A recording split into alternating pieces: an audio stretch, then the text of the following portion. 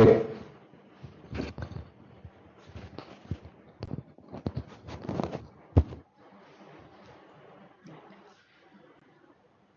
Good morning. Right. The lesson today is corporate social responsibility. So, I'm asking why corporate social responsibilities, it is important under strategic management.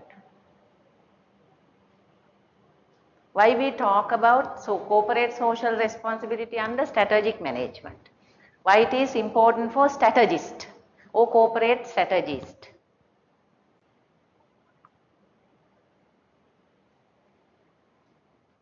So, it is corporate. So when you heard of the word corporate social responsibility, that is as even citizens we have some responsibility towards the society, right? Not as companies, not as business people. We as citizens, we have some responsibility towards the society, right? Under strategic management, we talk about the responsibility lies with the corporations, lies with the companies, business people, right? So, what sort of relationship these two parties have? The company and the society. So, if you can understand the relationship between the company and the society, then you can understand why social responsibility is important for the companies. So, we all know currently most of the companies invest huge amount of money on corporate social CSR activities, right? So, first of all, you should understand what type of relationship is there between these two people. Then you can understand clearly why companies or business society, businesses responsible for the society. So, think of what type of relationship is there. Why companies need to responsible for the society. Society is outside the company. So, company is operating with certain group of people. Companies, business organization has a certain people type of stakeholders. Namely, if I name some of them, they have customers. Without customers, they can't run their business. They have suppliers. Without the suppliers, they can't run the business. Then they have employees. Employees is another type of stakeholders. So, without the employees, they can't run the business. So, the companies have some sort of interest, some sort of stake over these parties. As likewise, the companies have some sort of stake over the society, right? Why? The organization is operating in a society. So society has the general public, or in other words, general public, society looks at the company's operations. They have some interest over the company's operations. So, general public, citizens look at how corporations operating, right? Why? General public, society consists of all of us. So, customers are there. Customers are there. Customers are included in the society. Suppliers are included in the society. Even though segregated these customers, suppliers, government and some other parties, we segregated. But all of them all together, we call them what? We call them society, right? In the society, there are customers, there are suppliers, there are competitors even in the society. All these parties are in the society. So, society composed of all these parties. So, then all these taken together, we call it society. So, we have some responsibility towards the society because the company is operating in a social environment. So, society. Society looks at how company is operating.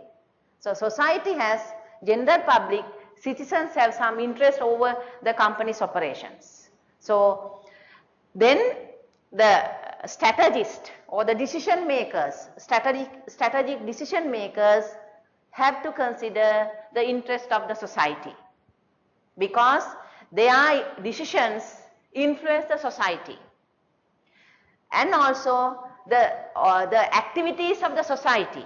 The activities of the society influence the company's operations. So they have, even though we see there is an indirect relationship between the company and the society, sometimes we assume that there is an indirect relationship. But regarding this concept, in terms of corporate social responsibility, we assume that there is a direct relationship between the company and the society, right? Because the decisions taken by the corporate, decisions taken by the companies, decisions taken by the corporate executives are influenced to the society, right? So social activities, society's activities influence the company operations. So then they have continuous direct relationship with these both parties. So then social responsibility is an essential element of, an essential aspect of corporate decision makers, strategists. So strategists, when they are making strategic management decisions, they have to look at the corporate society. They have to look at the social responsibilities, right? That is why social responsibility and ethical behavior is important for corporate decision makers, strategic decision makers, because it is before making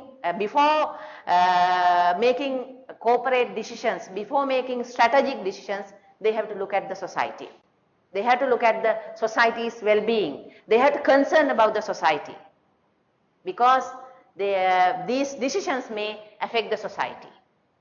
Before making decisions, you have to look at the society, because these decisions affect the society.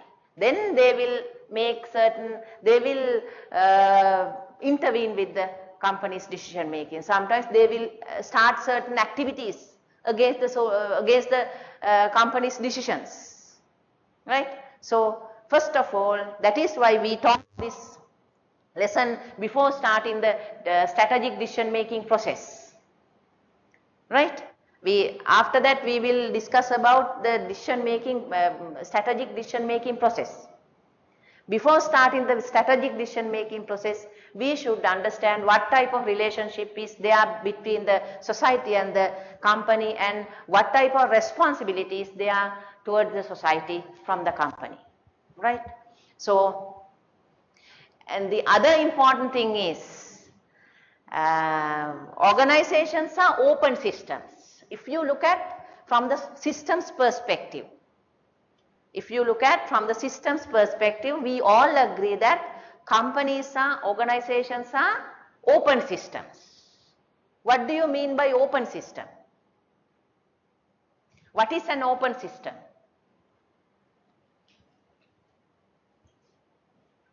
The systems, a particular type of system which take inputs from the outside and provide outputs to the outside. Is it open system? There are two types of systems, open systems and closed systems. Closed systems are operating within the system. They do not take inputs from the outside, and they do not provide their output to the outside.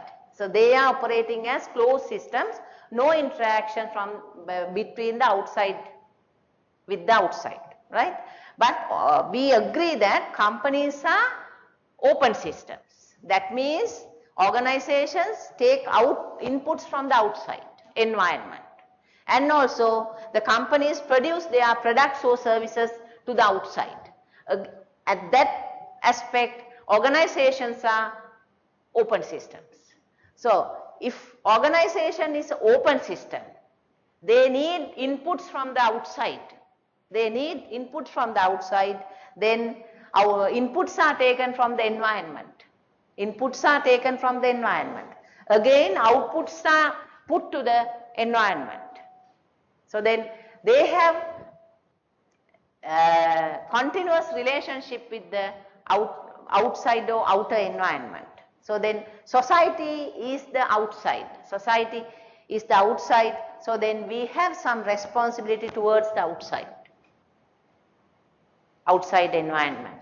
So then at that point of view, companies, businesses, organizations have some sort of responsibility towards the outside because they take inputs from the outside, input from the society, input from the environment, and they put their output to the environment or the outside environment. So they have some relationship. They have some relationship. It is an indirect relationship. So then because of this relationship, they have to listen at least. They have to at least listen, look at, concern about the interest of the society. So before making strategic decisions, the strategic decision maker should consider the social concerns. So social responsibility.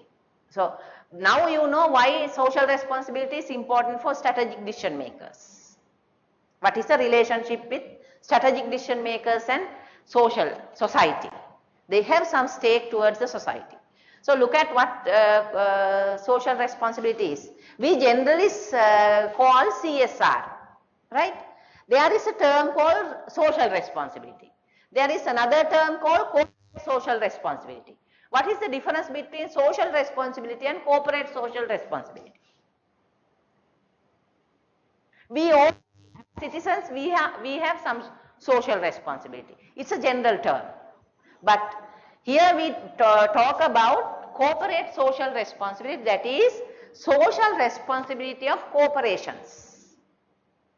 That is social responsibility of corporate. That is the responsibility towards the towards the society by the organizations, by the business world, right?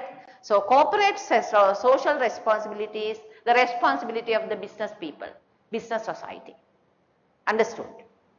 So we generally term it as CSR, right? What is CSR? Corporate social responsibility proposes that, according to corporate social responsibility, proposes that a private corporation have, that private corporations have responsibilities to the society other than making profits for the shareholders.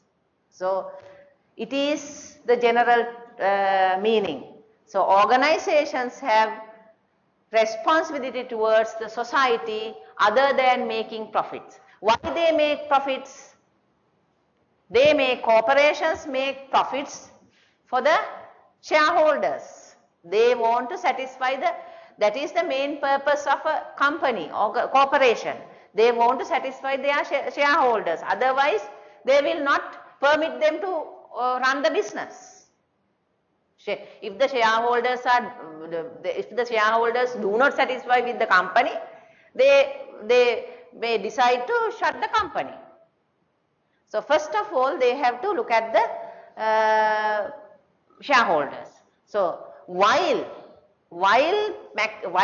satisfying the shareholders, they have to satisfy the society, right? So these two have no priorities. These two have no priorities, neither to profit or the society, right? Two similarly important. Strategic decisions often affect more than just the corporation. So strategic decisions not only affect the corporation but also affect the other parties. So then they have to look at the other parties. Corporate decisions. So I have taken all these from the Whelan and Hunger's book. So if you need further references, you better to refer Whelan and Hunger, right? So all these things are taken from Whelan and Hunger. Corporate decisions affect not only the firm's workforce but also the community where the plants are located and the customers with no other source of the source for the discontinued product. So it's the same thing. Organizational decisions, corporate decisions affect the community. Not only the customers, not only the suppliers, not only the employees, again the society. Such situations raise question of appropriateness of certain mission, objectives and strategies of the business corporation. Why? When you are making strategic decisions, when you are formulating strategies, when you are planning for strategies. So, strategies are planning for competitive advantages. Strategies are you plan strategies, you implement strategies for gaining competitive advantages. Why you want to gain competitive advantages? You want to satisfy some of the people. You want to satisfy the stakeholders, right? So then your decisions, all the corporate decisions should be taken in for the benefit of all these parties. So such situations raise questions of appropriateness of certain mission, objectives and strategies. So our mission, our strategy, our objective should be appropriate for serving these people. Our mission, strategies, objectives should be appropriate for serving these people. Who are these, even including the society. So when you are drafting your mission statement, when you are setting your goals, when you are setting your objectives for your company, then you have to look at the society as well. In your mission statement, you should state something about the society, your concern about the society. Your strategy should be again focused towards the society. Your objectives, your goals should be focused towards the society. So these things should be appropriate for serving the society as well. Managers must be able to deal with these conflicting interests in an ethical manner to formulate a viable strategic plan. So then there is a conflict. Why? Whether the stakeholders or to look at the society. When you are investing, when you are highly consider about your society, you are losing your shareholders. If you are highly consider about your maximization of profits, maximizing profit means looking at the shareholders. So if you consider about your shareholders, if you are working for maximization of profits, then you will lose the society. So because you have no concern about the society, because you are moving towards maximization of profit for the shareholders.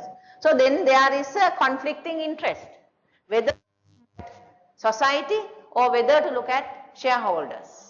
So when you are making strategic decisions, the strategic manager should be ethical in looking at both sides, balancing these conflicts. So conflicting interests in an ethical manner should be ethical. So looking at both sides in an ethical way, in a fair way.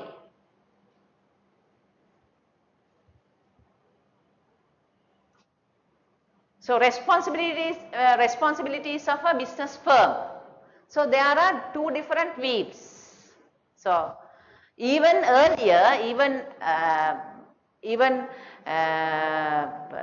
our points earlier, we thought social responsibility is a waste. Earlier, before 10-20 years earlier, we also thought social responsibility is waste of money, because companies do not invest on social concerns. If they are investing on social concerns, they will forget the shareholders. It affects the organizational profit maximization. Right? That was the traditional view. So again, Friedman's traditional view about social responsibility is similar to that. Companies should not look at the society. There is another party to look at the society, social concerns. What is the other party? Government. The government is there to look at the, care about the society.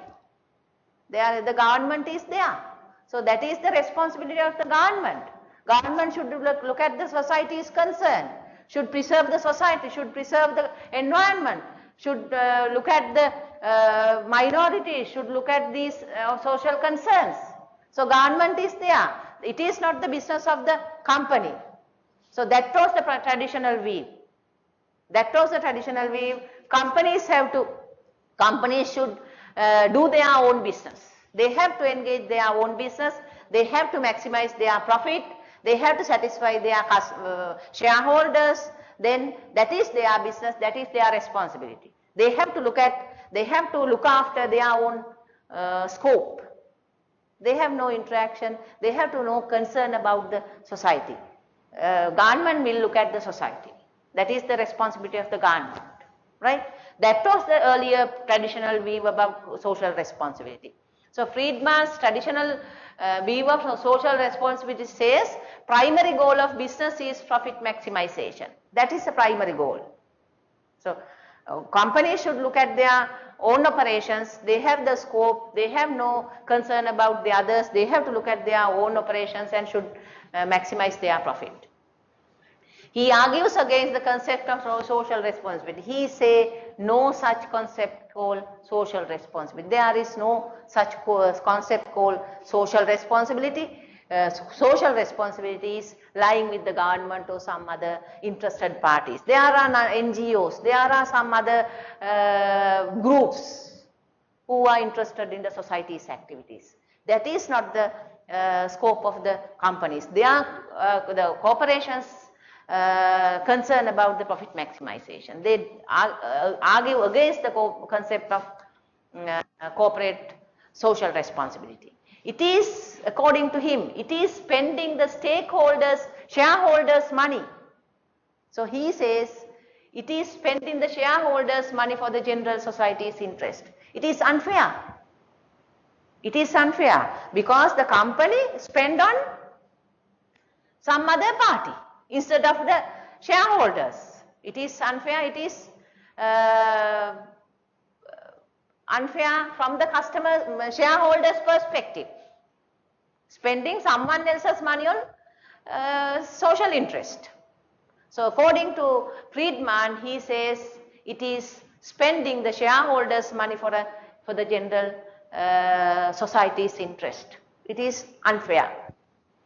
By taking the burden of these social costs, the business becomes less efficient. So according to Friedman, he says you look after the society. It means you indirectly you take cost of the society. You bear the cost of the society. So then it leads it affects the organizational efficiency because you invest someone else's interest. You spend money on someone else's interest. So you taking shareholders' money and invest on someone else's interest. So it is unfair. It harms the organizational efficiency. It disturbs the organizational efficiency. So because of this unwanted investment, unnecessary investment, the prices of the products will be high. It will go up. It will go up because of this unnecessary investment. And also cost increase, prices go up. It affects the customers finally. It affects the customers, right? Investment in new activities and research will be postponed. So then because of the social cost, they have to postpone their new activities. They have to postpone their research activities, new product developments. The company's operations will be, the company's performance will be limited. It affects the organizational operations because they invest on unwanted places. So these results negatively affect the company. These results negatively affect the company. So that is the view of the freedman. So now we say it is a traditional view. It is a traditional view. Even our concerns, we also thought like that earlier, right? It is a waste of money. It affects the organizational operations. It affects the organizational activities. It affects the organizational extensions. If the organization hope to extend their company, it affects if they are investing on social activities. So it affects organization negatively. That was the traditional view. So then another perspective by Carroll. Carroll argue with Friedman's view, right? He come up with some other framework regarding the social responsibility. So according to Carroll, he identified 4 types of responsibilities of a company. 4 types of responsibilities of a company, right? Carroll identified 4 types of responsibilities of a company, right? He partially agree with Friedman. He agree that the Friedman's argument partially. So he agree companies should look at their shareholders. Organizations or companies should maximize their profit for the shareholders. From that point of view, Carroll agrees with Friedman. Then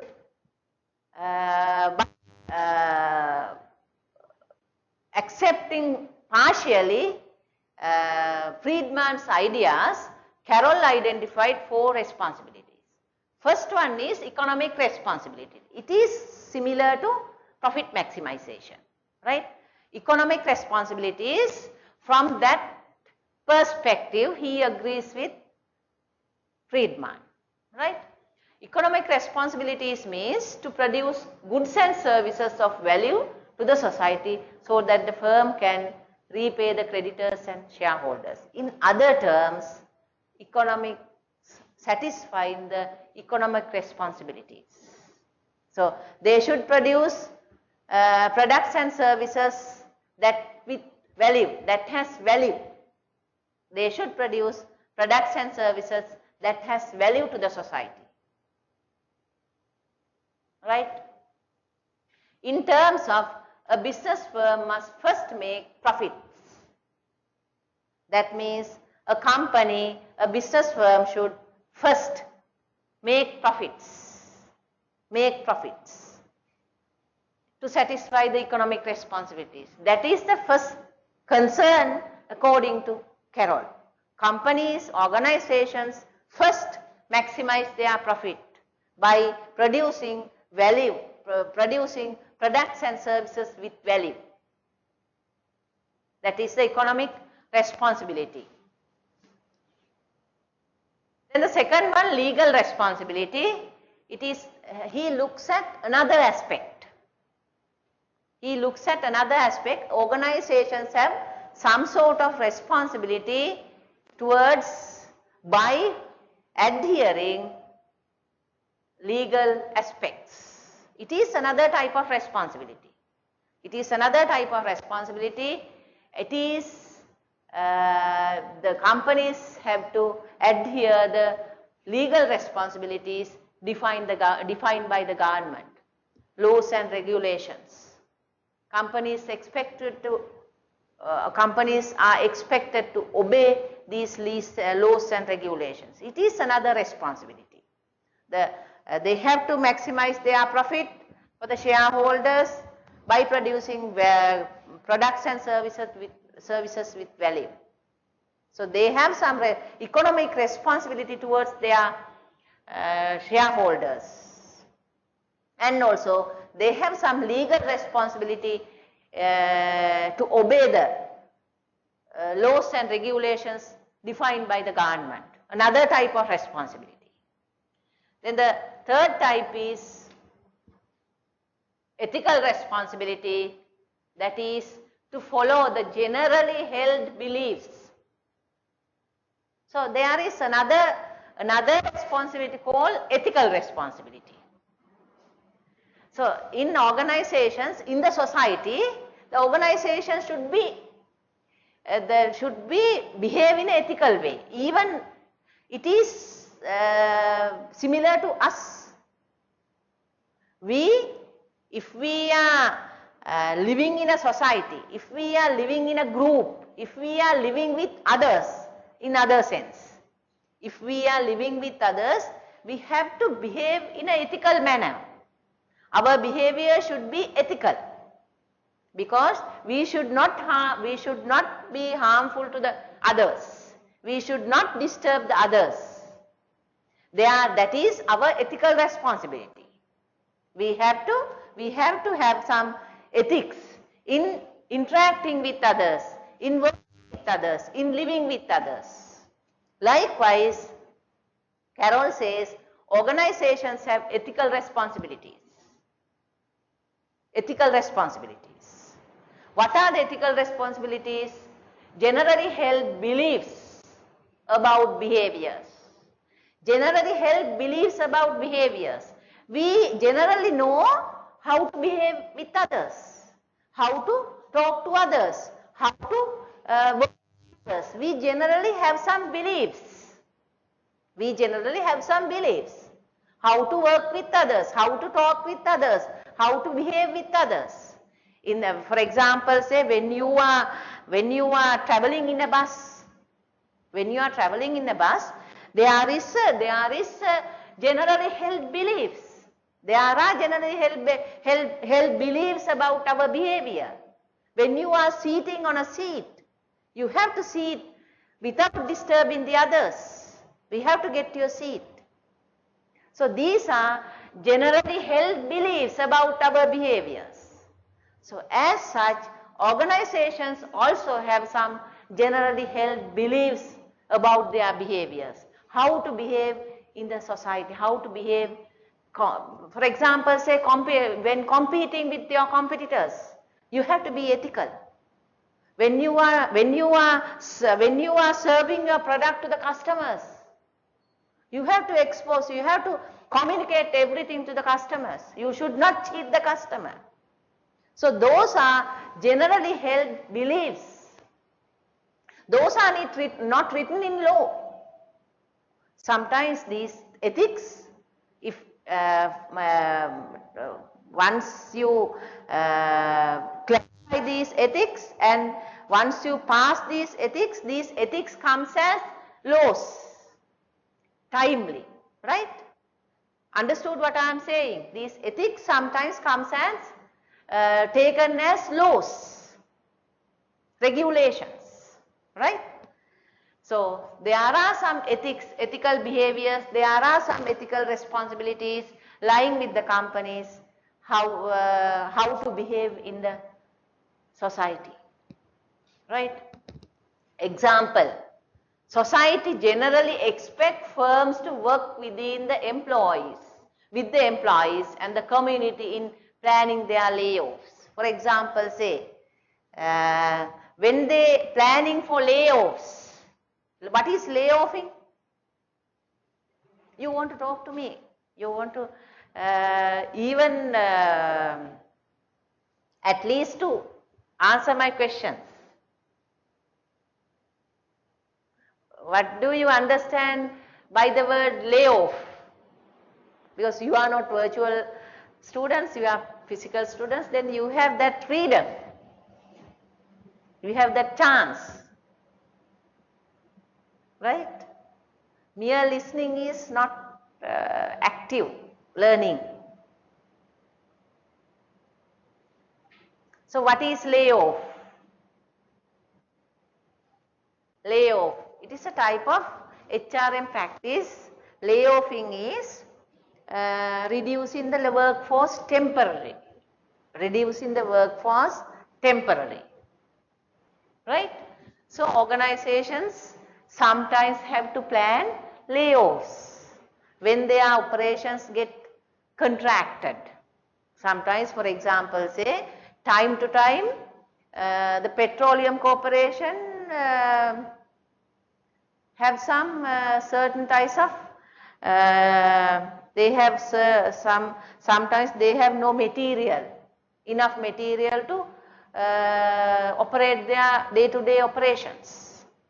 They have no crude oil to operate, they have no crude oil to refine. Then they have no enough material. Sometimes some organizations face certain problems with power problems, right? At that instances, the companies think that instead of calling people to come in, instead of calling employees to come to the workplace, better to temporarily release these employees temporarily. It is profitable. Why? Without having operations within the company, you call people to come, you call employees to come to the office, to the workplace. It makes unnecessary cost. They are not productive at that period. During that period, they are not productive. They are not doing any type of operations even though they are in the organization. So then it makes unnecessary cost. Then instead of calling them to come to the company, the company decide to release these people temporarily. So when you lay off your people, you have to pay their monthly salary. You have to pay their monthly salary. You temporarily release these people. It is called layoff due to some limitations in their material or processes or some temporary problems. The organizations decide to lay off their people. Right? So then they have to pay the salary even though you lay off these people. But it is reasonable because it is wise instead of calling them to come into the workplace. It makes some unnecessary cost. For example, say electricity, water and space, certain problems are there when they come into the workforce without having certain duty, right? Layoffing. So some companies, society generally expect firms to work with the employees and community in planning for layoffs, even though no law may require this, right?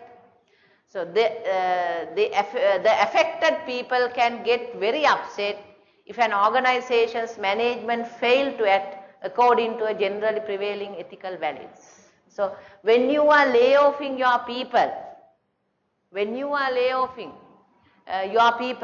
you have to look after these people, even though they are not working, even though they are not productive. So you should look at the employees' concerns and also the society, what they do when they go for the society, how they have their day-to-day activities. You have to look at the companies have to look at, have some plans.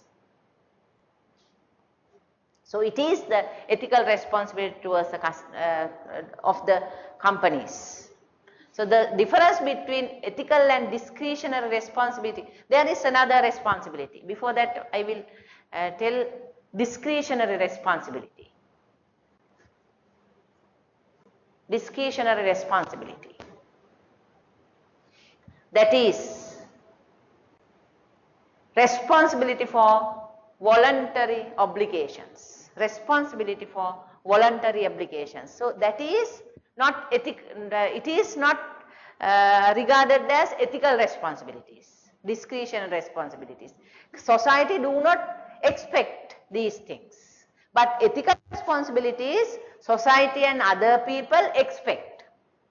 Ethical responsibilities from the company. Companies should behave in an ethical way. That is, those things are expected. Those things, ethical responsibilities are expected by the others. So we expect ethical behaviors of others when traveling in a bus. Right? You should behave in an ethical way. Others expect ethical responsibilities from you. Understood?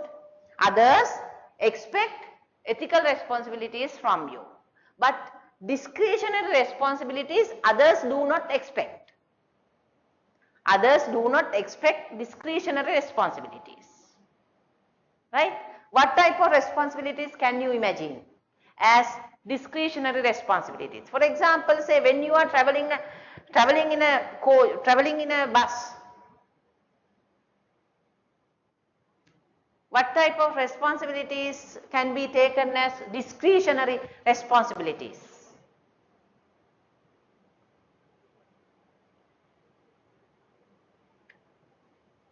What type of responsibilities? Can you imagine? So if you, for example, say if there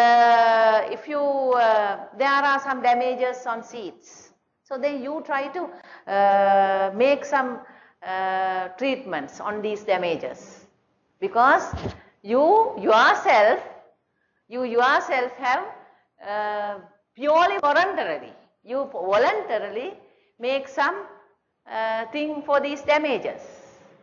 It is not expected. Those things are not expected. Understood? You take some steps to, you take some voluntary steps to clean the bus, clear the bus. Right? Those things are not expected by you, by the society or by others. But you voluntarily do something you voluntarily do some improvements. You voluntarily do some improvements. They are discretionary responsibilities. Understood the difference between ethical responsibilities and discretionary responsibilities. So, discretionary responsibilities are not expected by the society or by other people. Right? Companies or people voluntarily do these responsibilities, discharge these responsibilities. Right? So, example, these are purely philanthropic. Purely philanthropic. Welfare. Right? So, there are some responsibilities the organizations discharge as voluntary obligations. So, according to Carroll, he has identified 4 types of responsibilities: economic responsibilities, that is maximizing profit regarding the economic aspect of the company, and legal responsibilities, obeying laws and regulations, and then ethical responsibilities, that is responsible behaviors expected by the others. Responsible behaviors expected by others. And the third one, discretionary responsibilities, purely voluntary obligations. Understood? So then, when you look at these, first two are not taken as social responsibilities. First two, economic responsibilities and legal responsibilities are not considered as social responsibilities because that is their own business. That is their own business. For the purpose of running their own business, they have to look at the economic responsibilities and legal responsibilities. But the last two are taken as social responsibilities, that is ethical responsibilities and discretionary responsibilities. So they are taken as social responsibilities. So Carroll basically identified 4 types of responsibilities. Within these four types of responsibilities, he included 2 social responsibilities. He included some flavor of social responsibilities, right? That means he identified that the responsibilities for the society is important for the companies. He says social aspect, ethical aspect, discretionary aspect is also a responsibility of a company, right?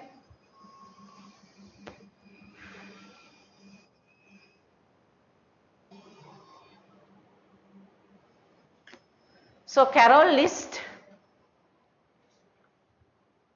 these 4 responsibilities in order of priority.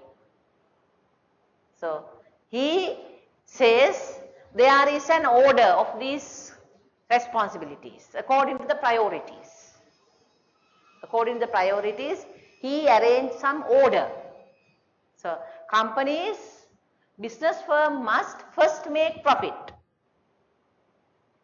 He says first thing is the economic responsibility. First of all, organizations must make profit. That is the first responsibility the organizations, the corporations should discharge. Maximize the profit, make the profit to satisfy the economic responsibilities. That is the first one. To continue in existence, the firms must follow the laws. So, while first make profit, then to ensure their survival, to ensure their existence, they have to obey the rules. They have to obey the rules. Otherwise, they can't run their business if they do not obey the rules. Then second, they have to continue their existence, to continue their survival. They have to obey the rules. Must follow the law. And in other words, they have to fulfill the legal responsibilities. They have to discharge the legal responsibilities. To this point, Carroll and Friedman are in agreement because Carroll also agree with these 2 and Friedman also say in this. So, from these 2 points, Carroll and Friedman are in agreement. Then Carroll, however, goes that business managers have responsibilities beyond economic and legal. So Carroll added some 2 other responsibilities in other terms. So he says, other than economic and legal responsibilities, organizations have some other 2 responsibilities. So having satisfied the above 2 basic responsibilities, a firm should look at fulfilling its social responsibilities by discharging ethical responsibilities and discretionary responsibilities. Is it clear to everyone? These 2 perspectives, right? So the main thing you should keep in your mind, 2 perspectives are there. Friedman perspective purely about profit maximization, but Carroll says there is, other than profit maximization, some other responsibilities are there to look at the ethics and the social ethical responsibilities and the discretion responsibilities. Discretion responsibilities are purely voluntary obligations, right? So these 2 taken together, he says ethical responsibilities and discretion responsibilities are social responsibilities. But he says there is an order. There is an order to follow a company. A company should follow this order. First should satisfy the economic responsibility, and then legal responsibility, and come to the social responsibility.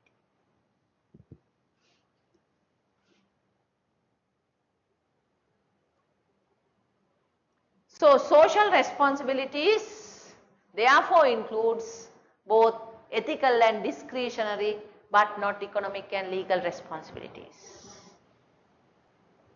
A firm can fulfill its ethical responsibilities by taking actions that society tend to value, but has not yet put into law. So these ethical, I said you, ethical responsibilities are not put into law, not enforced by the law. Ethical responsibilities are not enforced by the law, right? With ethical responsibility, when ethical responsibilities are satisfied, a firm can focus on discretionary responsibilities. Once ethical responsibilities are satisfied, the company look at the ethical concerns, and then once the company satisfied with the ethical concerns, then they can invest on discretionary responsible activities. Discretionary responsible activities. Purely voluntary actions that society has not yet decided as important. Society do not expect from the companies, but ethical responsibilities society expect. Society expect not to cheat. Society expect full information. When having a transaction, society expect full information, not to cheat. So those are ethical responsibilities. But society do not expect something for the pollution. But it comes as nowadays pollution is again comes as ethical, right? So some purely voluntary activities, right? And you should remember these things. When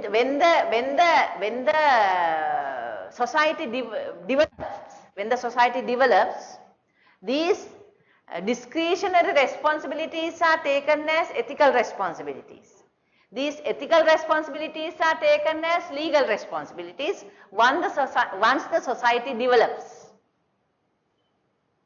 While society develops, understood what I am saying? While society develops, these discretionary responsibilities are considered as ethical responsibilities. For example, say earlier the society do not expect remedies for pollution, environmental pollution, but nowadays it is taken as ethical responsibility. Earlier it was a discretionary responsibility because it is not so much important earlier, because it is not a matter for the society those days. Pollution is not a buzzword earlier. So environment is very clean, environment is not harmful, then it is not a problem for the society. So the society do not bother about the environmental pollution, because no such problem is there within the society. But when the society is talking of pollution, when the society is started talking of pollution, when it becomes a problem, then the society taken it as a ethical responsibility. Ethical responsibility. In Sri Lanka, sometimes in Sri Lanka that the minority majority difference is not highly taken in Sri Lankan culture, but in Western culture it is highly taken, minority majority problem. But nowadays in Sri Lanka again it is taken as a problem, then it should be it comes as an ethical responsibility. Understood what I am saying? So, while the society developing, while society understanding certain problems, certain discretionary responsibilities are treated as ethical responsibilities. Then again, while ethical responsibilities are, when ethical responsibilities are treated as important, then these ethical responsibilities are taken as legal responsibilities. Right?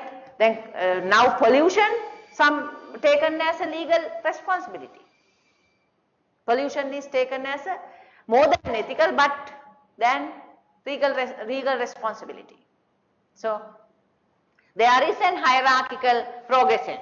There is an hierarchical progression.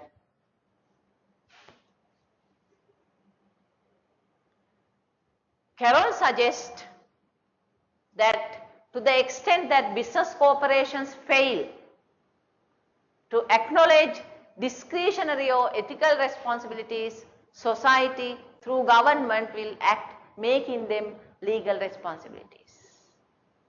So, as I said now, sometimes organizations do not, if organizations do not look at these ethical and discretionary responsibilities, government will look at and make it legal. If the companies do not look at ethical and discretionary responsibilities, the government will make it legal. Then the company cannot forget about these responsibilities. Understood? But if you do not, if the companies do not invest something on pollution, if they do not regard pollution as a responsibility, then our government will make it legal, and then they have to do something for the pollution. So, Carroll suggests that to the extent that business corporations fail to acknowledge discretionary and ethical responsibilities, if the companies fail to do something as discretionary and ethical responsibilities, government will act and making it legal. Government may do this moreover without regard to an organization's economic responsibilities. Then government will not look at the economic responsibilities, how much they are earning. The government will not look at. Government will make it legal. So, as a result, the organization may have greater difficulty in earning profit. So, then because it make legal, it enforce as a law, then organization has to engage. Then as a result, the organization may have greater difficulty in earning profit than it would have earlier. Earlier, it is not a difficult thing. Those things are voluntary earlier, but now it is legal. Then whether they earn money or not, whether they earn profit or not, they have to discharge. They have to discharge. Then they have to, as a legal requirement.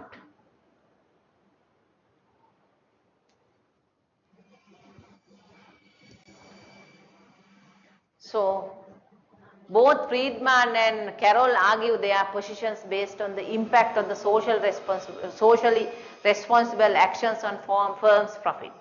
So, both the Carroll and Friedman, the Carroll's and Friedman's arguments are on profit. Both are talking of profit. Right? So, Friedman says that socially responsible actions hurt the firm's efficiency. That is the Friedman's argument. Socially responsible activities hurt the company's efficiency. But Carroll proposes that the lack of social responsibility results in increased government regulations and then it affects the company's profitability. Understood how Both look at how it affects the company's profitability. Both Carroll and Freeman both look at how social responsibility affect the efficiency or productivity or profitability. Right? But Friedman's view is very short. He had very shorter view. He directly identified that social cost influence the company's efficiency and company's profitability. Social cost influence negatively on company's efficiency and profitability. Carroll says, if company do not invest on social responsibilities, if companies do not incur social cost, it affects the organization's efficiency. It affects the organization's efficiency. Understood? These two have two types of views. Friedman says, should not invest on society, should not invest social capital because it hurt the profit maximization. Carroll says, you should invest on social capital to maximize the profit. Why? If you do not invest on social capital, it will be a legal requirement and it hurts the profit maximization. Understood? So, according to Friedman, social responsibility and profit maximization has negative relationship. If social capital goes high, profit maximizing goes down. These two have negative relationship. Understood?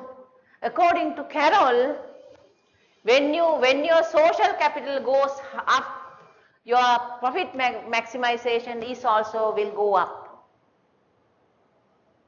So, according to Carroll, these two have positive relationship. These two have positive relationship. If you invest on social capital, it will not be a legal requirement. It will not be enforced by the government. Then will not harm to your profit maximization. Simply, both talk how it affect the profit maximization. Carroll and Friedman both talk how it affect the profit maximization, but in two different ways. He says this affect negatively, Carroll says this affect positively. Understood? That is, even I'm talking about it affect the profit maximization, the effect, the Friedman's view is negative about negative effect and Carroll's view about positive effect, right? That is the difference. So then there are two views. There are two views, right? Friedman traditionally says it is a cost.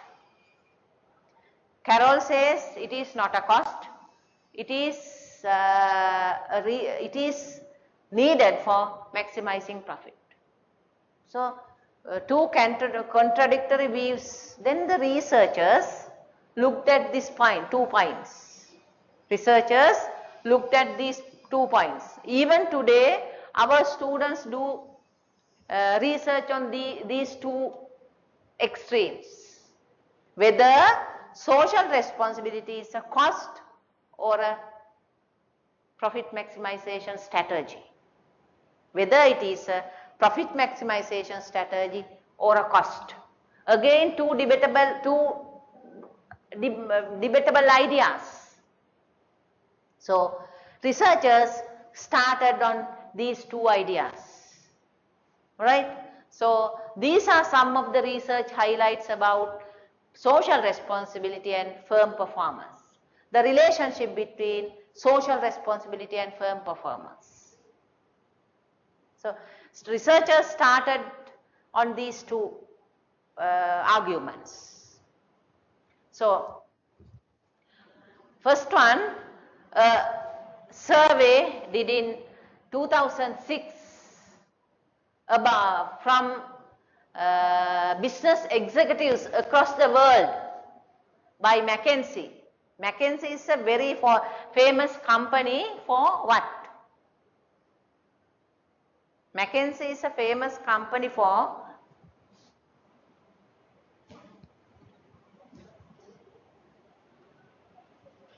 what? For surveys. So it's a multinational company which is doing multinational surveys, international surveys, right? McKinsey, experiment surveys.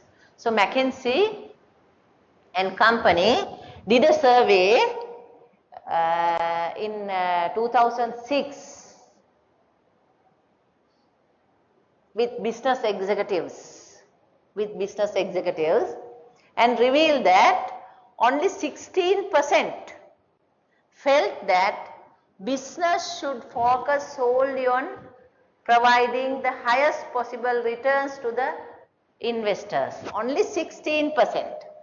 Only 16% of the business executives says organizations, corporations should focus on profit maximization activities.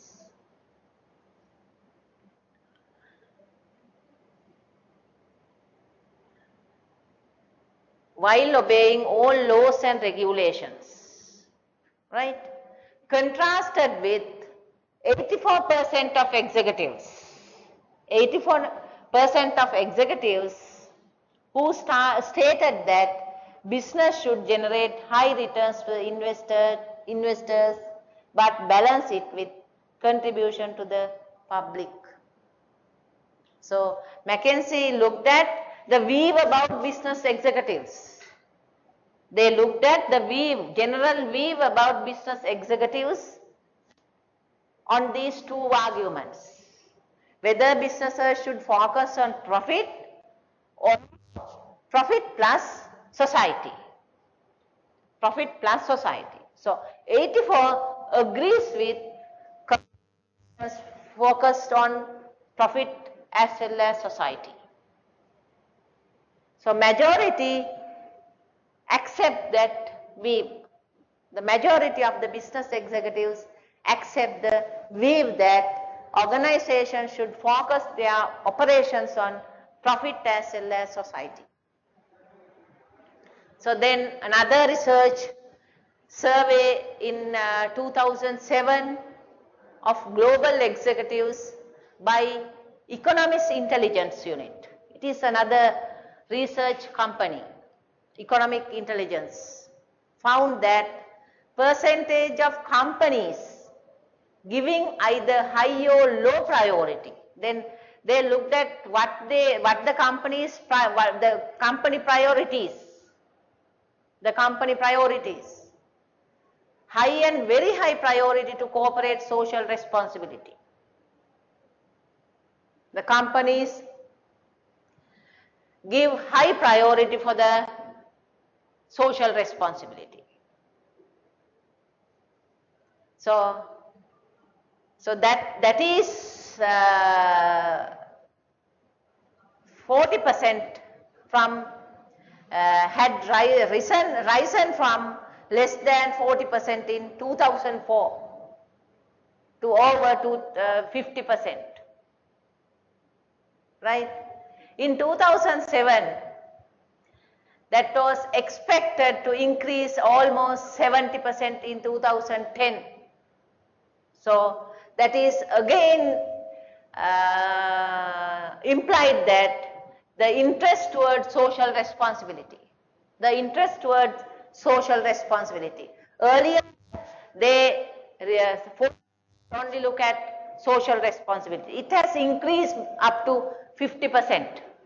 There is an increase in trend about the social responsibility concerns. There is an increase in trend. Earlier we had 40%. In 2004, only 40% is there who are concerning about social responsibility. But in 2010, it has increased up to 50%. There is an increase in trend towards social responsibility by the companies, corporations. So, it was expected by 2010, 70%. If you do this 2017, maybe sometimes 90-95%.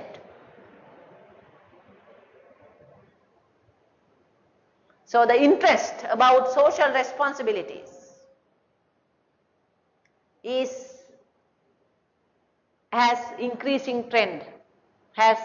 an increasing trend.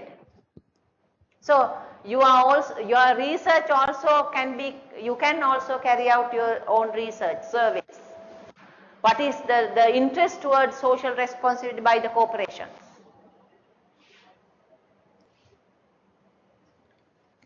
Another one, empirical research now indicates that socially responsible actions may have positive effect on firm performance.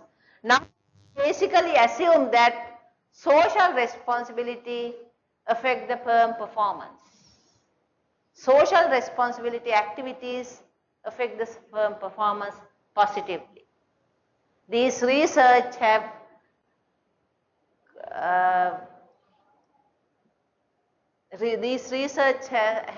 proved that. Although a number of studies in past have found no significant relationship. Earlier, number of studies found that there is no significant relationship between social activities, social responsible activities and firm performance. But now increase in number are finding a small but positive relationship. Now we are finding that there is some relationship, there is some impact, there is a positive relationship between social responsibility and firm performance. A recent in-depth analysis by Margolis with 127 studies found that there is a positive association and very little evidence of negative association. If you go through research about done on relationship between firm performance and social responsibilities, very little evidence is there about negative association. Very little evidence. So most studies have positive association between firm performance and social responsibilities. Another meta-analysis of 52 studies. What is a meta-analysis? Meta-analysis. So those analysis are meta-analysis are the analysis with research findings. With so many research findings, you can do an analysis. You do an analysis with many research findings and you can come with another finding. So you compare many research findings and you come up with a finding that these majority of these research says this, right? So another meta-analysis of 52 studies on social responsibility and firm performance reached this same conclusion. What is the conclusion? They say social responsibility and performance have positive impact, positive relationship. So, most of the researchers says that social responsibility positively affect the firm performance. Most of the research finally says that social responsibility positively affect the firm performance.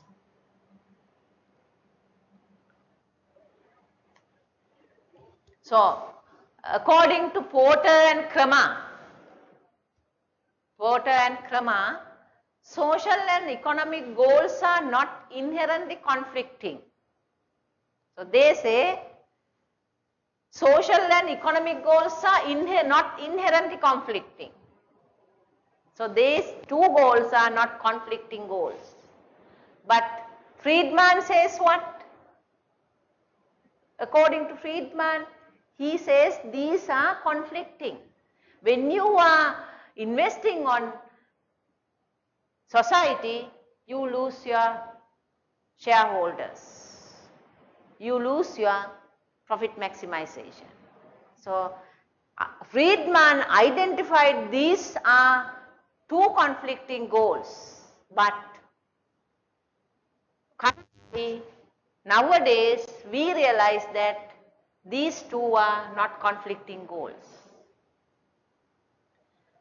Social and economic goals are not inherently conflicting, but integrally connected. These are highly connected.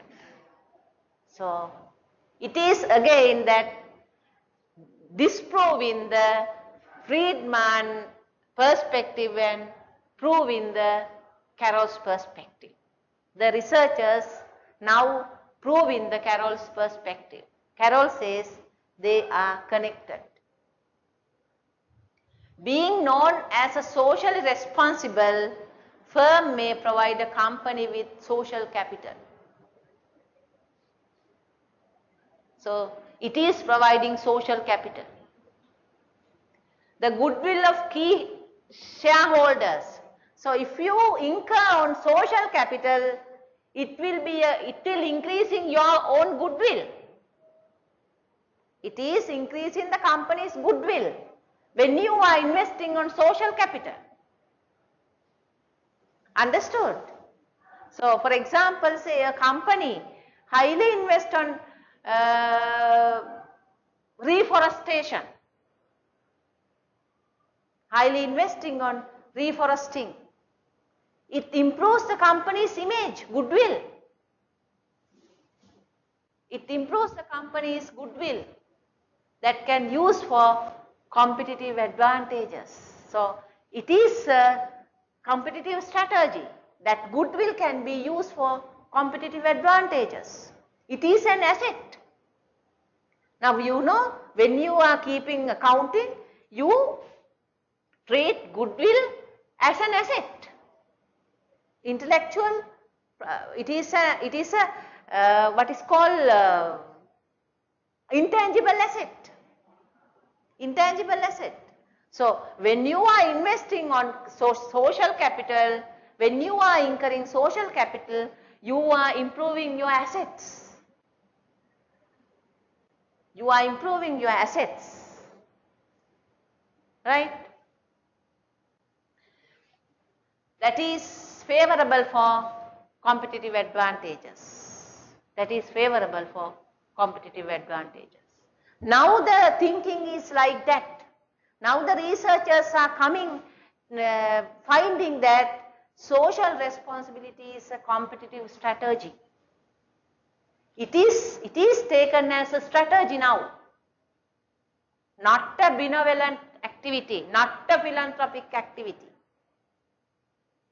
not a welfare activity, but a competitive strategy. But a competitive strategy. CSR tries to attract socially concerned younger consumers. Who are the younger consumers? Consumers who are at the age of make say 16 to 24? No. Right? Younger consumers means the later consumers. The later consumers, right? Who have started working with purchasing that particular product. Who have used to who have started to purchase the particular product. The younger consumers, right?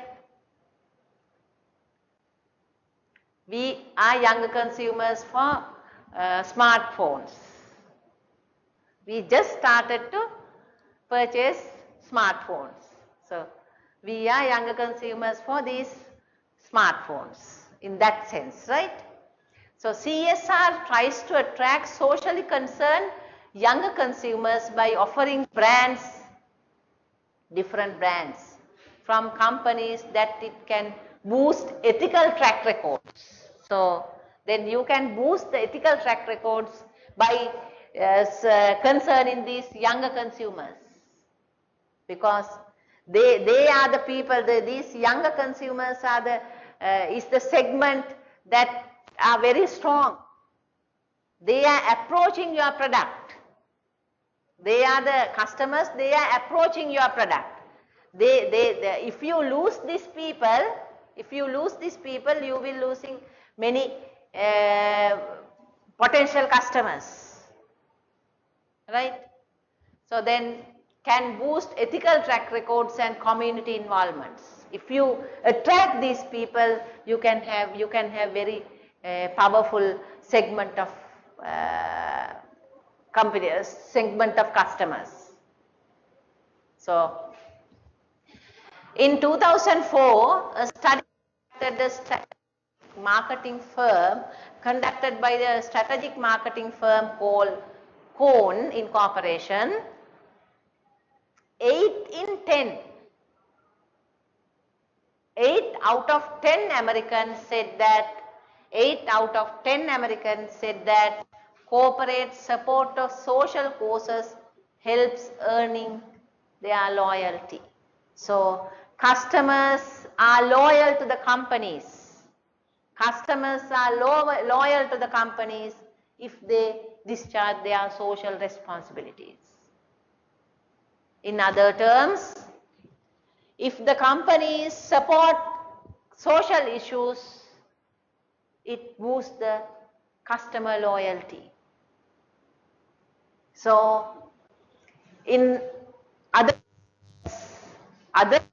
profit maximization, you can have loyal customers if you invest on social capital. So, social responsibilities again enlarge your customer base, enlarge your customer market segment, in other terms. Loyalty, customer loyalty, enlarge the customers and customer loyalty. It was a 25% increase since 1997. So, then you can witness that many researchers found it improves the customers' profitability, corporations' profitability, customers' loyalty, the customer base, and many more positive results for the company, for the corporation.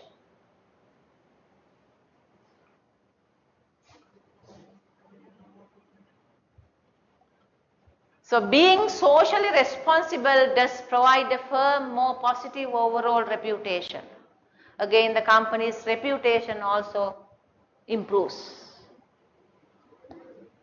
A survey of more than 700 global companies by a conference board reported that 60% of the managers state that citizenship activities had led to citizenship activities are social activities, citizenship activities, social activities led to goodwill that open doors for local communities and enhance reputation with customers. So, Again, that research also says out of 700 global companies, the major companies, global companies are major companies operated internationally. So they also agrees that 60% of managers says that citizenship activities, so in other terms social activities, improves the goodwill and reputation. Another survey of 140 US firms revealed that being more socially responsible regarding environmental sustainability resulted not only in competitive advantages but also in cost savings. You can save your cost. Other than competitive advantages, you can save your cost if you engage in social responsibility activities. For example, companies that take the lead in being environment friendly, such as by using recycled materials, prevent attack from environmental groups and enhance their corporate image. So the environmental groups, environmentalists attack if you harm the environment, if you use polythene, there will be more attack, you have to face more attacks from the environmentalist if you pollute the environment. If you save this environment, if you are doing for the favor of environmental conservation, then you will not have that attack from the environmentalist. So it finally builds your reputation. It finally builds the reputation of the company.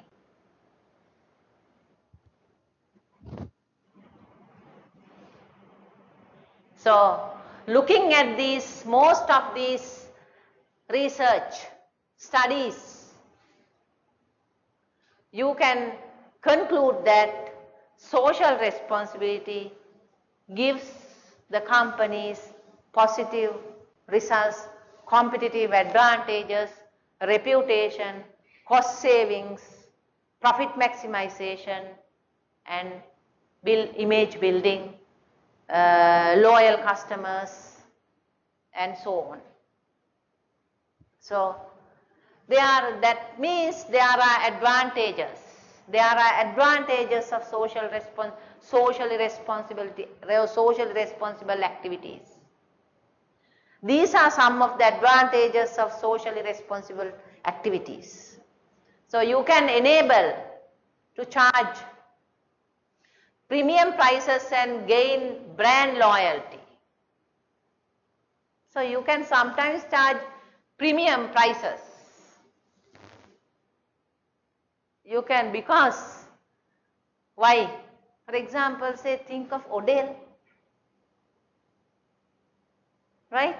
So they have some higher prices, but people with the conscious that company is doing something, doing many more things for the society, that premium price will not harm the brand loyalty. If you, even though you can have some premium prices for your product, it doesn't harm the brand loyalty because you are doing many more things for the society. You can charge premium prices even. Understood? You can even charge premium prices. It doesn't harm the brand loyalty, the price concerns. Price concerns. So, because you are doing many more things to the society. So, customers do not take it as higher prices. Do not think it as a higher price because you are doing many more things to the society. So, with that conscious, you can even charge premium prices. And gain brand loyalty. Trustworthiness may help them generate enduring relationship with suppliers and distributors, right? Then attract outside the employees who prefer working for a responsible firm. So the general public, the society treat you as a responsible firm.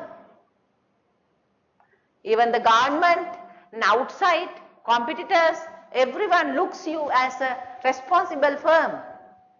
You are incurring the social responsibilities. You are a responsible firm.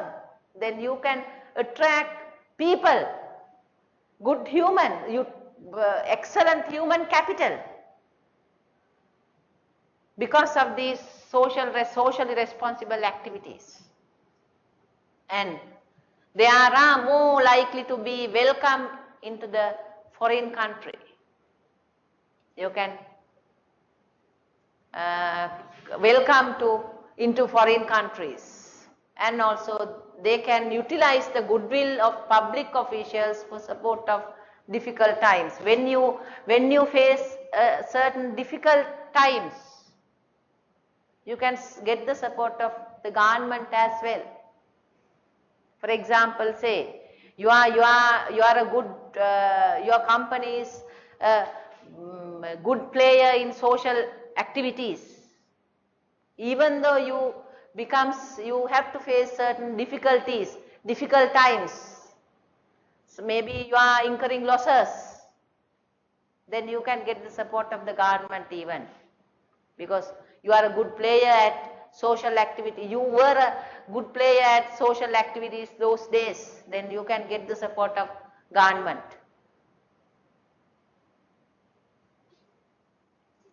They are more likely to attract capital infusion from investors who view reputable companies as desirable long-term investments. So even you can attract capital. You can attract capital even because you are a responsible company. The investment will not be a problem because your company is a responsible company. So you can even attract more capital. So those are some of the advantages, and these things have been proved by different surveys and research. So now it is treated as a business strategy, because it directly affects the company performance, corporate performance, firm performance, right? So then there is a term called sustainability. You heard of the term called sustainability. It is another word going together. Sustainability, corporate social responsibility, these terms go together. So sustainability, when you hear this term sustainability, you will think of that is concerned about environment. Sustainability is concerning about environment, but it is more than the environmental concerns. Sustainable harvesting, sustainable food security. So sustainability, so it is more than environmental concern. So it is more than just ecological concerns and natural environment. So you basically think if the natural environment, if you take some steps to sustain the natural environment, your survival is ensured. Because we need natural environment for our survival. Our survival, our sustainability depends on natural environment. That was what we thought of. If you secure the natural environment and ecological environment, our sustainability secured, right? But it is, our sustainability is not limited to natural environment. Not limited, right? It is not limited only to the natural environment. You have to secure you have to conserve the natural environment while securing social aspects as well. It is more than natural environment, right? So in order for business cooperation to be sustainable, in order for business operations to be sustainable, that is to a successful over a longer period, it must satisfy all of its economic, legal and discretionary, ethical and all these responsibilities.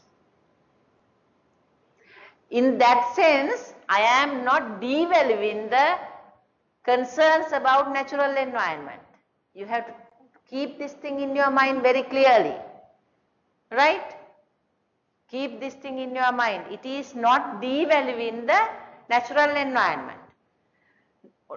Looking at only the natural environment is not enough. You have to look at legal aspects, you have to look at ethics, you have to look at discretionary responsibilities for your sustainability. Understood what I am saying? Do you agree? It is a must. Conserving the natural environment is a must, while discharging other responsibilities, ethical, discretionary, legal and other things. Understood? Crane and Mattern point out that the concept of sustainability can be broadened to include economic and social aspects as well as environmental concerns. So sustainability should be broadened towards other aspects as well. So your sustainability is ensured if you preserve the natural environment and if you discharge your ethical, discretionary, legal and economic responsibilities. Then the sustainability lies with all of these parameters, right? So then in that sense you can understand sustainability, the relationship between sustainability and social responsibility. So that is why we take these two terms together. Sustainability is, what is the relationship between sustainability and social responsibility?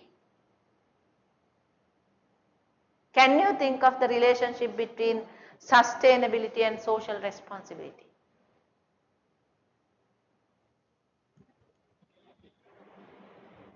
How do you understand the relationship between sustainability and corporate social responsibility? Sustainability is ensured once you fulfill the corporate social responsibility activities, including corporate social responsibility activities, including economic and legal. Economic and legal. Understood? Your sustainability is ensured if you fulfill all of these responsibilities. Not only corporate social responsibilities, you have to fulfill the legal and economic responsibilities to ensure your sustainability. To ensure your sustainability, right?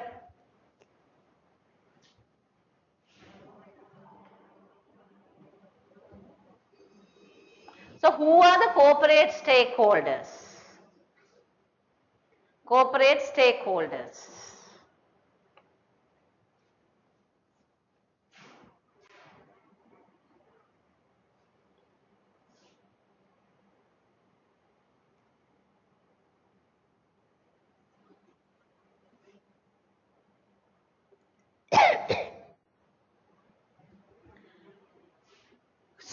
responsible, the stakeholders, corporate stakeholders means to whom the company is socially responsible.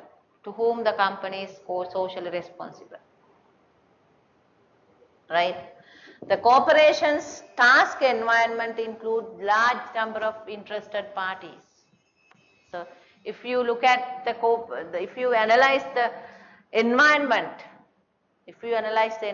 you will see there are a large amount of interested groups, interested parties. So, about the organizational activities, interested about organizational activities, not other activities, right? Interested about organizational activities. So, these groups are referred as stakeholders. They have the interest because they are interested in organizational activities. They have some stake. So, these groups are known as stakeholders because that part is very important. That two terms are very important because they affect and they are affected. Because they affect and they are affected by the company's decisions or company's achievement of company's objectives. If the company do not achieve the company's objectives, these people are affected.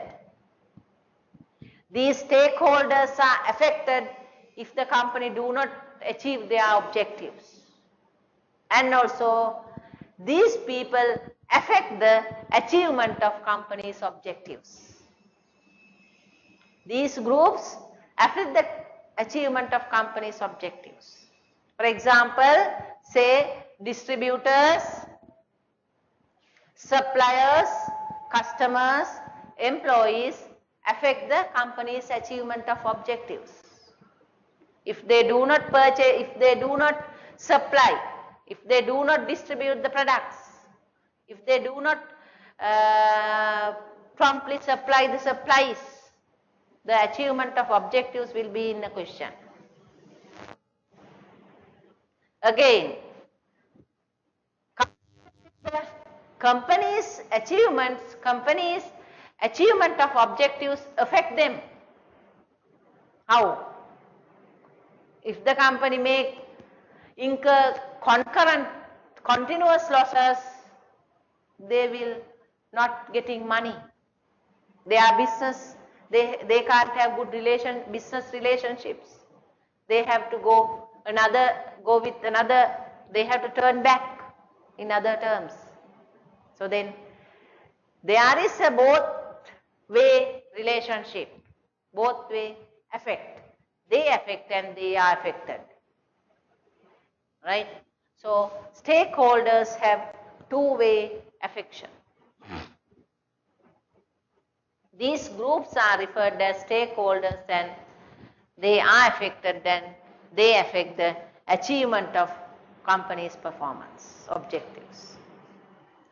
So, should a corporation be responsible only to some of these groups, or does a business have an ethical responsibility to all of them? A question. Whether a company should look at some of these groups or whether a company should consider all of them.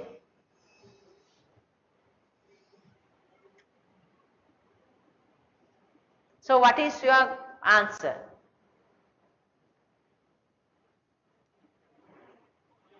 So the company should look at all these parties similarly, all these parties at similar level, or should look at some of them and should forget about some. So the managers, decision makers, companies face this problem. They have plenty of stakeholders. Whether to satisfy all these stakeholders or whether to satisfy some of them. So then for that problem, for answering this type of problem, you have to have some analysis. You have to do some analysis. Which party has severe impact? Which party has greater impact, influence, and which has lesser influence? To identify this, the company do a stakeholder analysis. For that purpose, you have to do a stakeholder analysis to identify the level of influence. Then only you can prioritize these groups as an order based on the degree of influence. For that purpose, what the companies do is stakeholder analysis. Stakeholder analysis. So, the company's decision may affect each party differently. You know, the company's decisions affect each of these parties differently. Sometimes, some of the parties have very less influence, right? Customers are the group that will heavily have greater influence over the company's operations. Some parties have very fewer influence. So, the company's decisions may affect differently to these people, to these groups. And there will be that because of this, the managers may have some conflict in their, when making some strategic decisions, which party should be considered more, which party should be considered lesser, right? So it is a conflict, it is some dilemma the managers have when they are making a decision. Which party is influenced lesser and which party is influenced higher. It is a conflict that the managers have. Which group's interest should have priority. Then you have to have priority. You have to prioritize the interest. So, what you do is, in order to answer the question, the corporation may need to craft an enterprise strategy. It is the strategy. It is called stakeholder analysis. An overreaching strategy that explicitly articulates the firm's ethical relationships with stakeholders. What type of relationships they have. This requires not only the management clearly state that firm's key ethical values, but also that is understand the firm's social concern and undertake stakeholder analysis to identify the concerns and abilities of each stakeholder. So, what are the concerns of each stakeholder? To identify that, the companies do craft an enterprise strategy called stakeholder analysis. Do you need a break?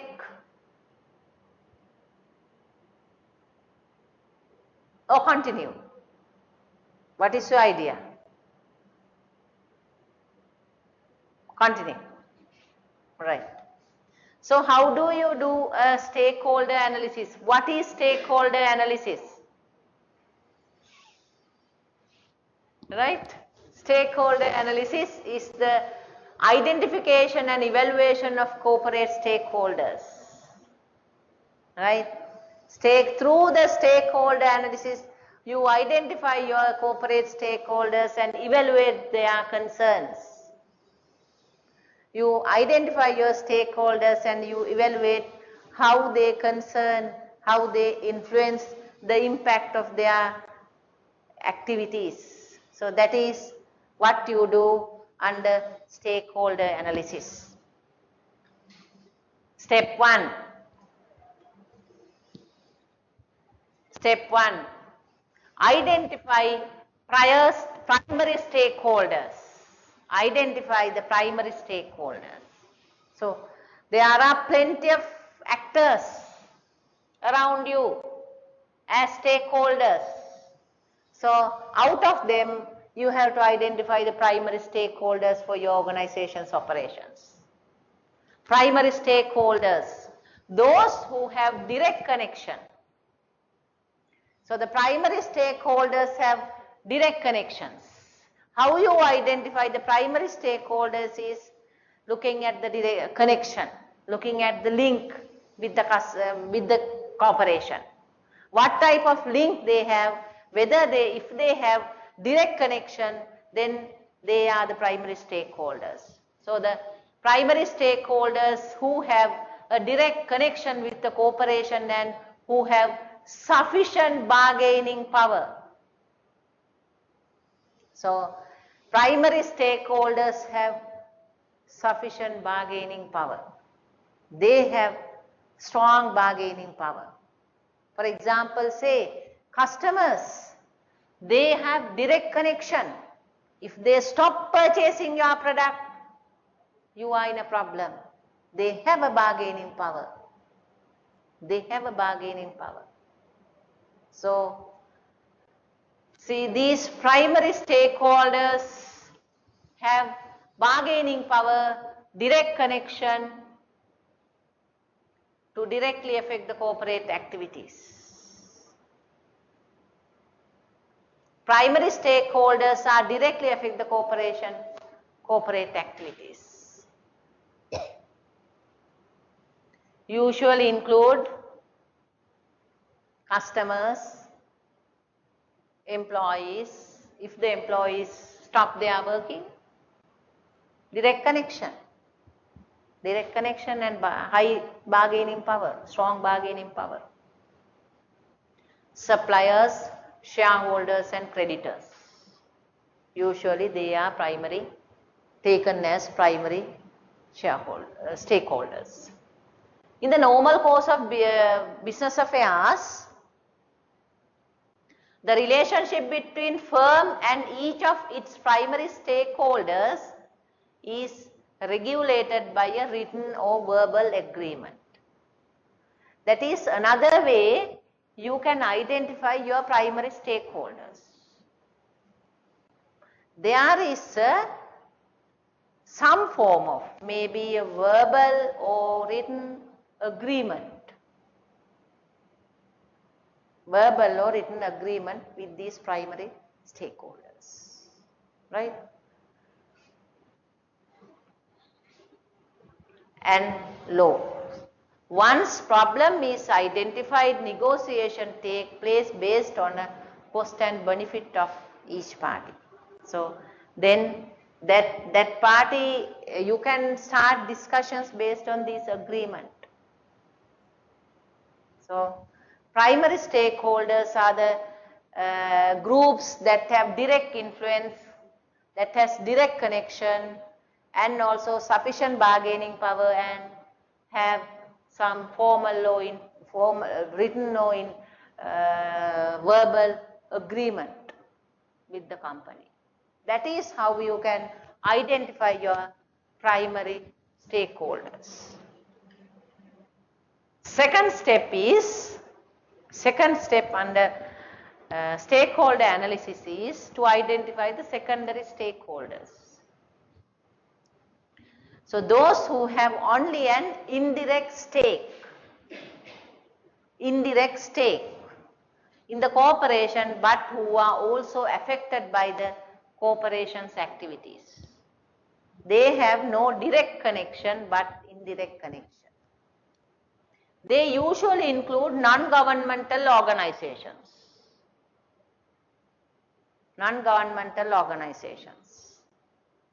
Local communities,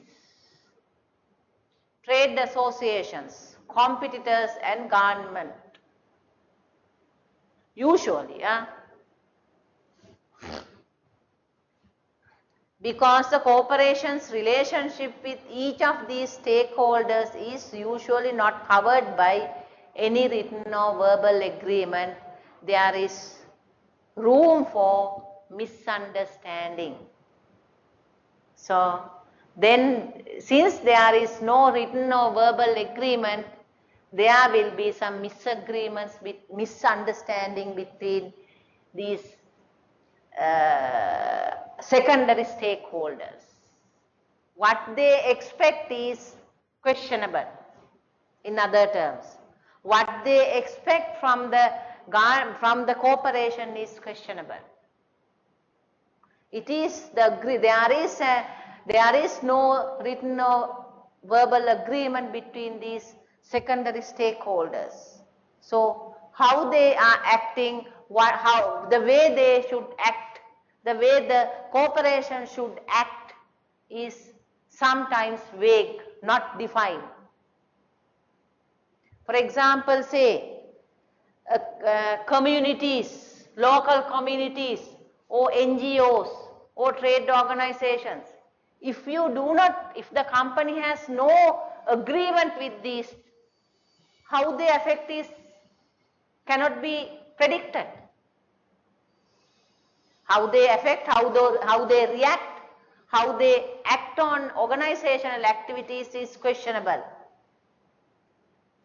For the safe side, organizations what do? Organizations do, most of the organizations have come into agreement with these parties.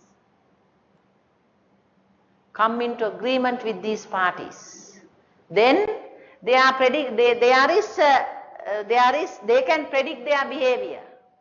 How they behave again, whether they against with the company's operations, whether they against with the company's decisions or not, can be predicted if you come into an agreement. If you don't have an agreement with other parties, we can't predict how they behave for our decisions. How they behave for our decisions cannot be predicted. So if you don't have certain agreements with some of a party in the external environment, are treated as secondary stakeholders, it is very difficult to predict their behavior for the company's operations. Understood?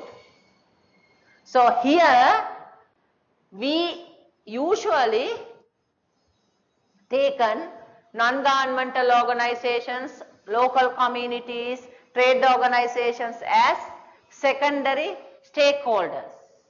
But companies can treat these parties as primary stakeholders by coming into an agreement. That is what I wanted to say you. If you can come into an agreement with these parties are can be treated as primary stakeholders. So then they have direct contacts. They are directly connected. Then the behaviors, activities can be predicted because there is an agreement. If for example say regarding the bus fare. So if you increase bus fare by 10 rupees, there is an agreement with the passengers. There is a association called bus. I can't remember the name. There is an association of passengers, and also there is an association of bus owners. Right? If the private bus owners want to increase the fare, they have to consult. There is an agreement with the bus passengers association. They have to get the consent. They have to put for proposal. They have some agreement. So then the passengers association is a primary stakeholder with regard to the that decision, because they have an agreement. They have an agreement. So, then their behavior can be predicted. Because there is an agreement. If you increase by 10 rupees, we will do such thing. There is an agreement. So, they have bargaining power. That is why they come into actions. They have higher bargaining power if they have agreement. Understood what I am saying? So, sometimes some of these groups can be primary in case of certain business activities. If I generally put trade associations, competitors and government as secondary. Because the corporation's relationship with each of these stakeholders is usually not covered by any written or verbal agreement, there is a room for misunderstanding. As the case of NGO and activities, there actually may be no relationship until a problem develops. They do not act. They do not act against the company if problem develops. Usually brought up by the stakeholders. But if there is a problem, the other parties will raise. But NGOs, there is no agreement, they will silent. If any business decision is taken, they will silent. There is no connection. But there is a room for their actions because they are secondary stakeholders. Understood? That is how you understand the secondary stakeholders. In the normal course of events, these stakeholders do not affect the corporation's stability. So, these secondary stakeholders do not affect any of the business decisions unless there is a problem. But primary stakeholders have they influence us. They affect, and also they are affected.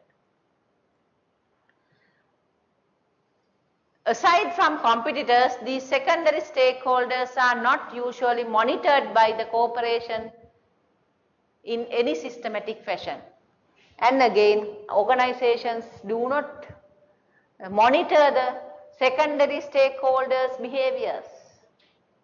There is no regular way of monitoring how they are behaving because they have indirect influence, they have indirect connection. But if they are primary stakeholders, the companies have formal way of monitoring their behavior. Formal way of monitoring their behavior.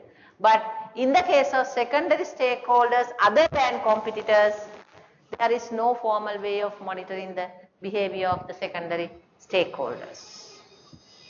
They work separately. Both secondary stakeholders and the company work separately, mutually independent way, but they have some ability of influencing to the company. Although these stakeholders may not directly affect a firm's short-term profitability, their actions could determine the corporation's reputation and long-term performance. So, short-term, very few, very low influence, but long-term, there will be big, considerable amount of influence. Long term.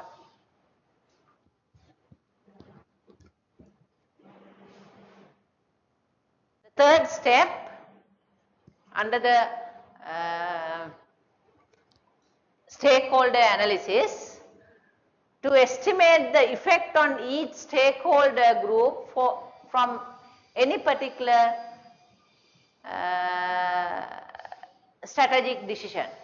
So, the third step is to evaluate the effect. Third step is to evaluate the effect. You have to evaluate the impact of each of these stakeholders. Because the primary decision criteria are typically economic. The first one is, the first criteria you look at is economic impact. When you evaluate in the impact, first one you regard the economic impact. In evaluating the influence of each of these stakeholders, the primary criteria is the economic impact. How these stakeholders affect our company from economic perspectives, from the economic perspectives.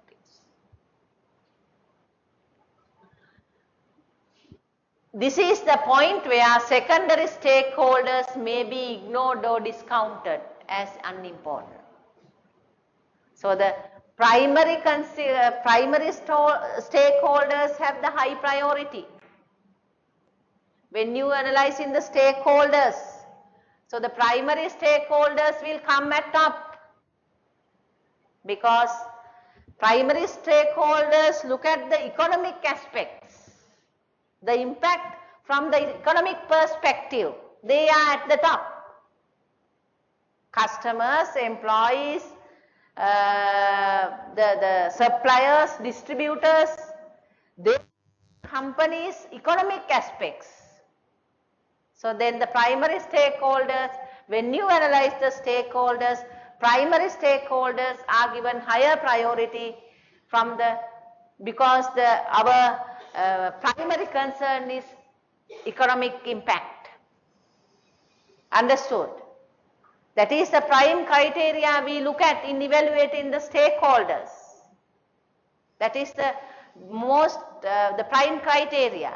So then primary stakeholders will be treated as prioritized groups. And secondary stakeholders may be ignored or sometimes discounted because they have no economic interest. They have very less economic interest. The secondary stakeholders need not share dividends, shares. They have no interest on economic things. Economic factors are the considered of the primary stakeholders. For a firm to fulfill its ethical and discretionary responsibilities, it must seriously consider the needs and wants of the secondary stakeholders. So the secondary stakeholders look at what? So the secondary stakeholders look at discretionary and ethical responsibilities. Not the economic responsibilities, but the discretionary and ethical responsibilities. For example, how much will specific stakeholder group lose or gain? Right? What other alternatives do they have to replace what may be lost? So that is how you do the analysis. That is how you do the analysis. So each stakeholder group is taken, and basically you first look at the primary stakeholders, because the prime criteria is economic measure and they come at the top, and secondary stakeholders only have discretionary and ethical responsibilities. So you have to look at how much each stakeholder is lose and gain. And likewise, you should look at each stakeholder groups and analyze their impact.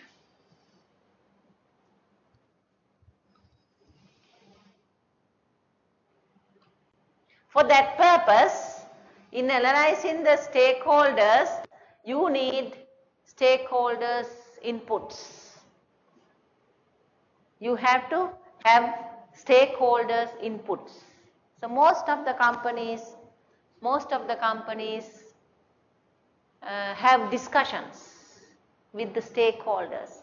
That is, otherwise how do you identify their interest? How do you quantify? How do you quantify the interest of secondary stakeholders? You can quantify the interest of the primary stakeholders because you know the volume of the sales by the customers. You can quantify how much you lose. If your customer base decrease by 50%, you will lose your volume of sales by 50%. So if you stop day-to-day operations by 15%, the suppliers, 15% of the supplies will be affected. Understood? So the primary stakeholder activities can be quantified because you have measures, operational measures connected with primary stakeholders activities. The influence of the customers can be quantified by volume of sales. The influence of the distributors can be quantified by the volume of distribution. The influence of the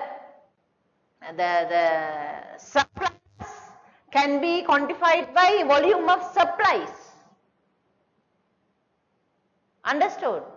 Each of these primary stakeholders have direct connections with the company operations.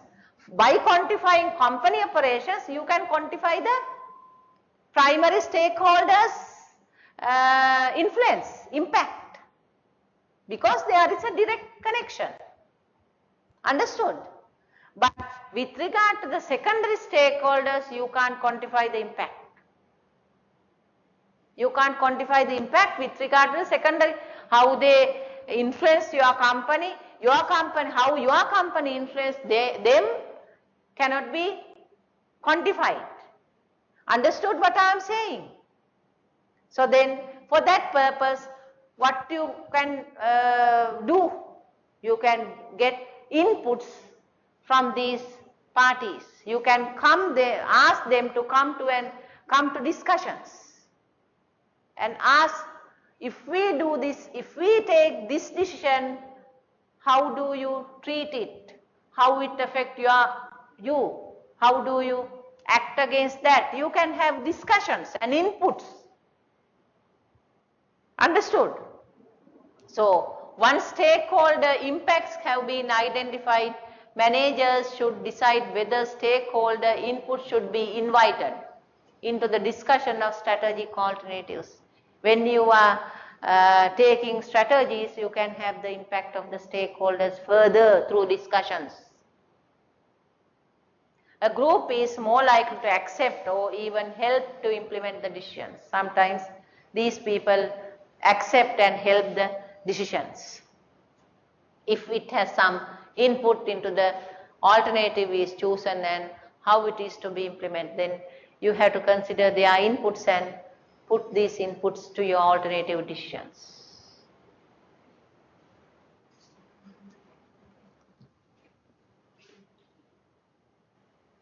So, given the wide range of interest and concerns present in any organization's task environment,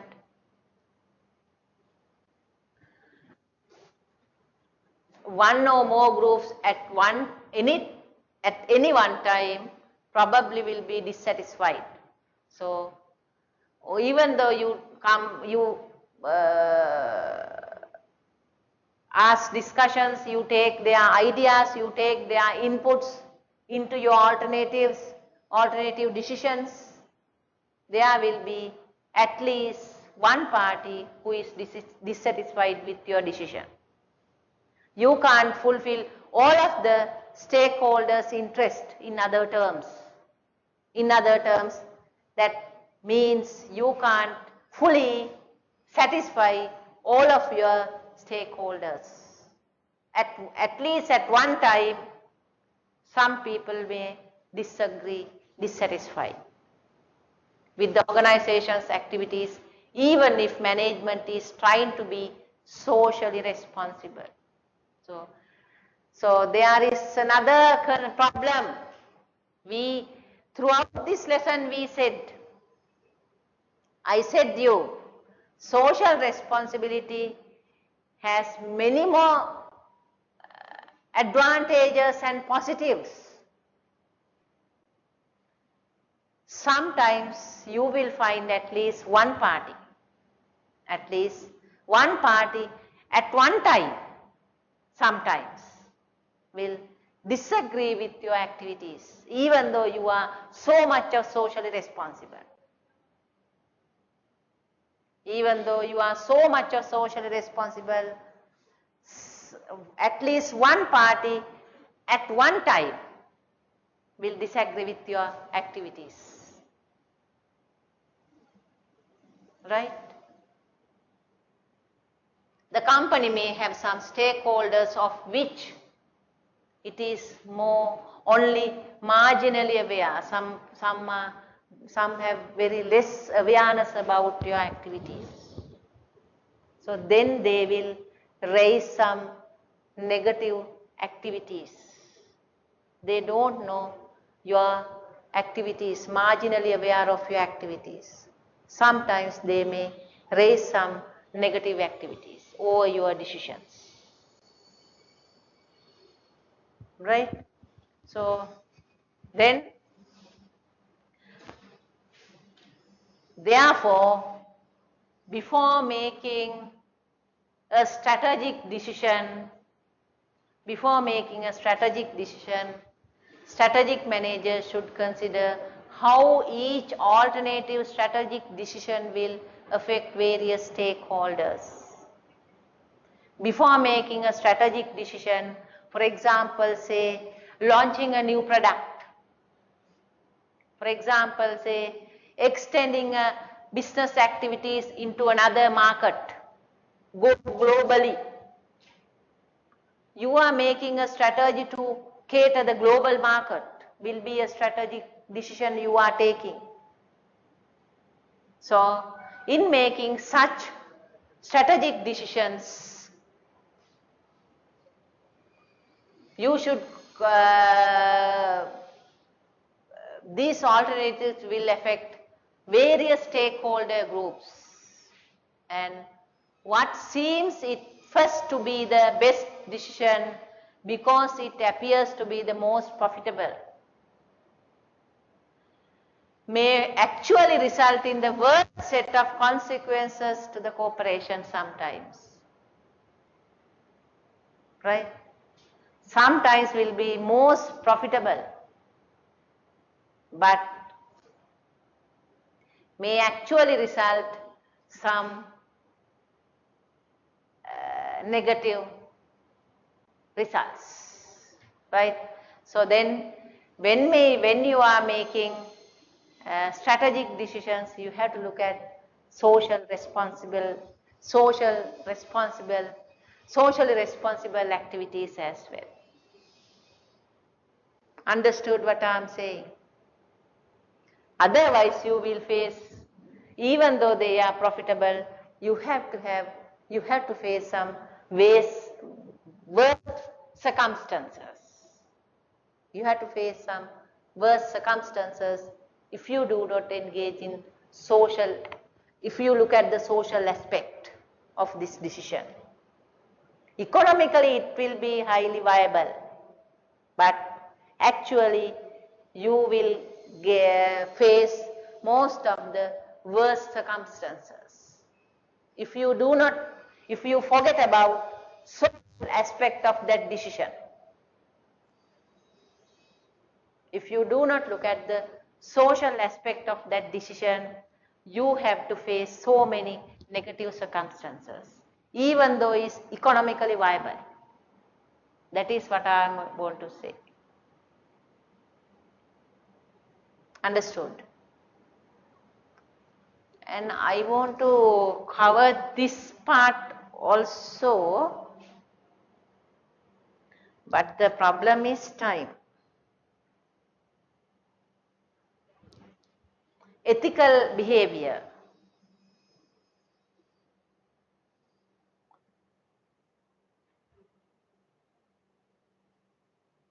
right?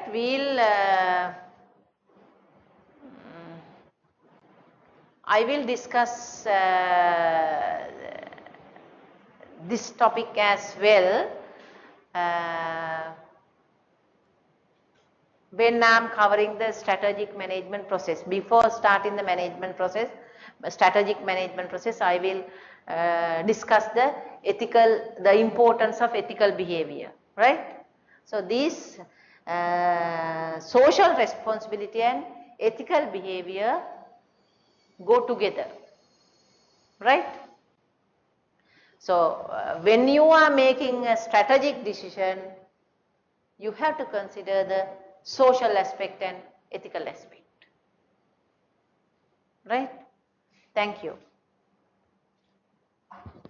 Anything you want to talk with me? Anything you want to add your ideas?